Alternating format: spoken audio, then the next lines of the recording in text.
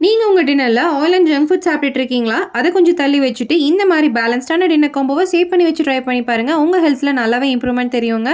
அதுக்கு 2 கப் சோளம், 3/4 கப் பச்சரிசி, 1/2 கப் உளுந்து, 1 ஸ்பூன் வெந்தயம் போட்டு எல்லாத்தையும் 2 டைம் நல்லா வாஷ் பண்ணி எடுத்துக்கலாம். நல்லா 7லேருந்து 8 மணி நேரம் ஊற வச்சு கிரைண்டர்ல கிரைண்ட் பண்ணி ஓவர் நைட் ஃபெர்மென்ட் பண்ணி வந்ததும் மாவு பதத்துக்கு கரைச்சிட்டு கல்லு காஞ்சோன சுட்டு எடுத்தீங்கன்னா சோளா ஆப்பம் ரெடிங்க. அதுக்கு காம்பினேஷனா ஹை புரோட்டீன் குருமா செய்றதுக்கு மிக்ஸி ஜார்ல 1 கப் தேங்காய், 1 ஸ்பூன் பொட்டுக்கடலை, 1 ஸ்பூன் கசகசா, 1/4 ஸ்பூன் மஞ்சள்தூள், 1 ஸ்பூன் மிளகாத்தூள், 1/4 ஸ்பூன் கரம் மசாலா, 1 ஸ்பூன் சோம்பு, 1/4 ஸ்பூன் மிளகு, கொஞ்சம் தண்ணி சேர்த்து அரைச்சு எடுத்துக்கலாம்.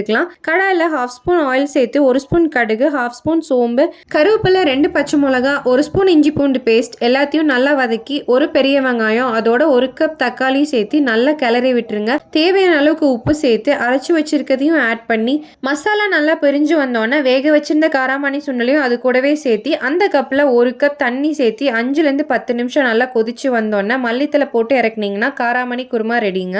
அதோட ஃபைபருக்காக வாழைத்தண்டு வச்சு ஒரு ஹெல்தியான சாலட் ரெசிபி வேணும்னா சாலட்னு கமெண்ட் பண்ணுங்க. இந்த வீடியோ யூஸ்ஃபுல்லாக இருந்துச்சுன்னா உங்கள் ஃப்ரெண்ட்ஸ் அண்ட் ஃபேமிலி ஷேர் பண்ணிட்டு இந்த மாதிரி ஹெல்தி ரெசிபிக்கு நம்ம பேஜை ஃபாலோ பண்ண மறந்துடாதீங்க.